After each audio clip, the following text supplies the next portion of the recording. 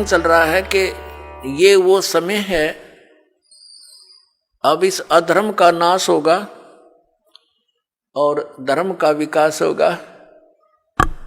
धर्म और धार्मिकता शास्त्र अनुकूल साधना करने से ही ऊपर उठेगी। अभी तक हम शास्त्र विधि को त्याग कर मनमाना आचरण कर रहे थे, जिस कारण से हमें भगवान से मिलने वाला लाभ नहीं प्राप्त हुआ और हम भगवान को भूल कर फिर हम स्वयं अपना लाभ प्राप्त करने के तरीके खोज लिए। जैसे किसी को टेंशन होगी तो वो गुट्टी लगाने लग गया, शराब पीने लग गया, टेंशन खत्म करने के लिए।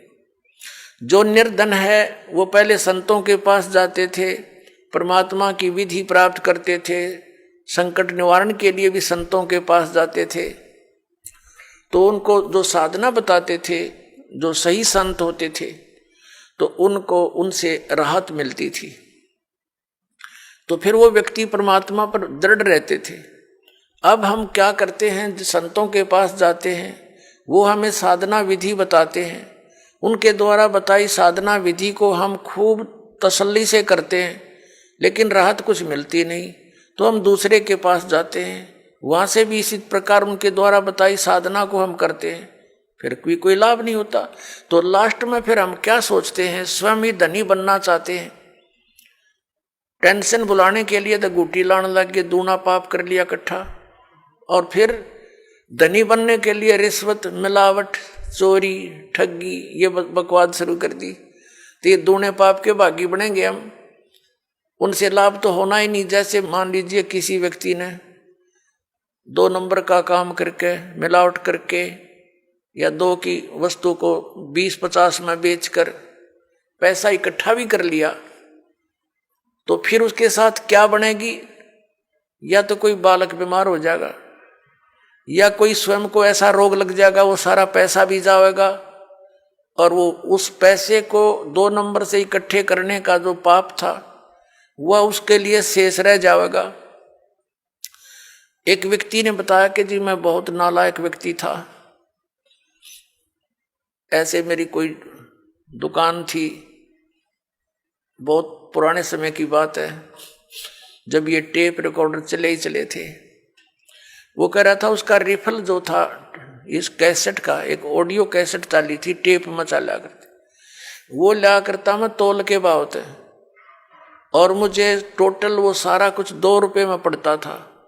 उस पर सोनी की स्टैंप लगी हुई होती थी, और उसको मैं 32-30 रुपये में बेचता था, और वो तो टूट जाती थी 10-5 दिन में। फिर मैं उनको धमका देता था, मैं क्या करूं, तुम्हारा इंस्ट्रूमेंट खराब होगा। अब उस टाइम तो मुझे खूब पैसा आता नजर आ था, मैं ठाठम ठाठ समझ रहा था। फिर मेरा इकलौता पुत्र रोगी हो गया, और उसके पहले तो लोकल डॉक्टरों को दिखाया, उनसे इलाज नहीं हुआ। किसी ने बताया कि वहाँ संत के पास जाओ, वहाँ जाओ, झाड़ा लगवाओ, झाड़ फूक भी साथ में दवाई भी चलती रही। फिर 1 वर्ष तो ऐसे चला, कुछ कभी राहत हो जा, कभी फिर बीमार हो जा। लास्ट में पता चला कि उसकी दोनों किडनी फेल होगी। उसके लिए ऑल इंडिया इंस्टीट्यूट दिल्ली में गए, उस समय दोनों किडनी फेल होगी और गुर्दे बदलवाए, उसके एक गुर्दा बदलवाया।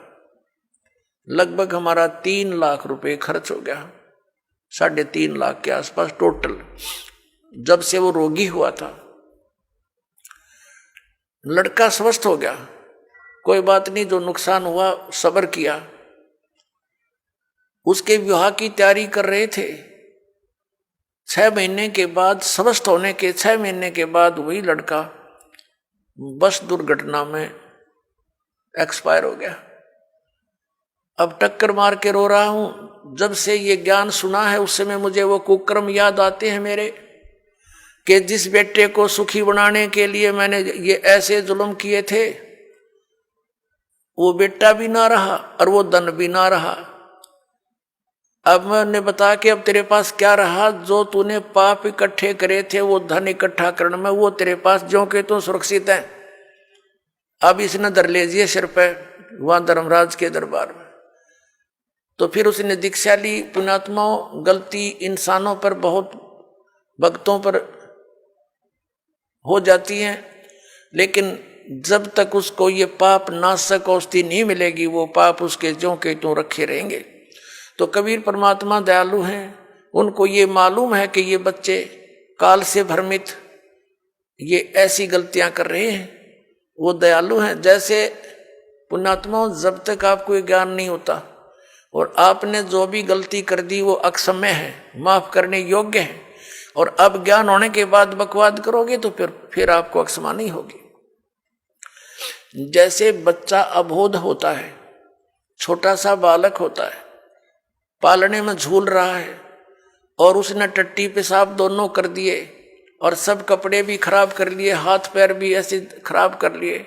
माता आती है, वो देखती है कि इसने सारा कुछ बिगाड़ दिया काम, लेकिन वो उसे अक्षुब्ध नहीं होती, नाराज नहीं होती। उसको मालूम है कि इसको पता नहीं, उसको नवावेगी, धोएगी कपड़े, स्वच्छ कपड़े पहनावेगी, प्यार करेगी, फिर दूध पिलावेगी और फिर सुलावेगी।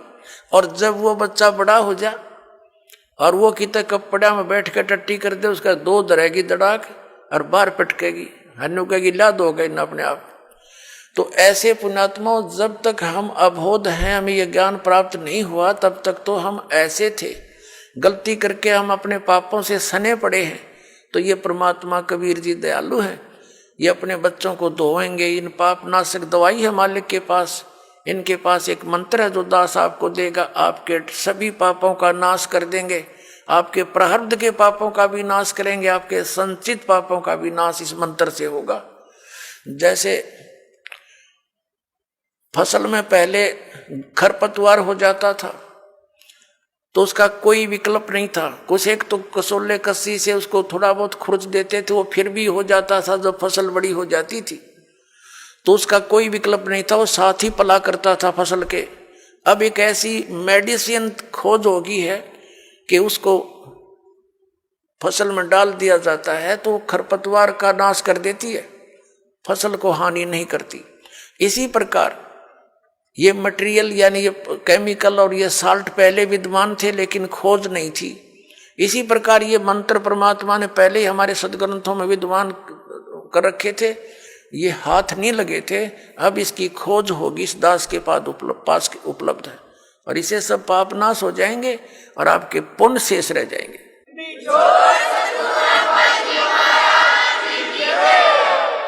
और हम तभी परमात्मा प्राप्त कर सकते हैं जब हम पाप रहित हो जाएंगे। और यहाँ का विधान है ब्रह्म, परब्रह्म, ब्रह्मा विष्णु महेश और अन्य देवताओं का जैसे कर्म करोगे वैसा ही फल मिलेगा। पाप आपके अलग लिखे जाते हैं, पुण्य अलग लिखे जाते हैं, और फल मिलता है दोनों का। पुण्यों के लिए स्वर्ग, महास्वर्ग, फिर यहाँ के छोटी मोटी सुविधा, राजा या अच्छी कोई पोस्ट, और नरक ये भी पैरेलल मिलेगा। कुत्ते गधे सुअर की योनि ये भी अवश्य भोगनी पड़ेंगी, लेकिन कबीर परमेश्वर की शरण में आने के बाद आपको अब ये पापों का दंड नहीं भोगना पड़ेगा।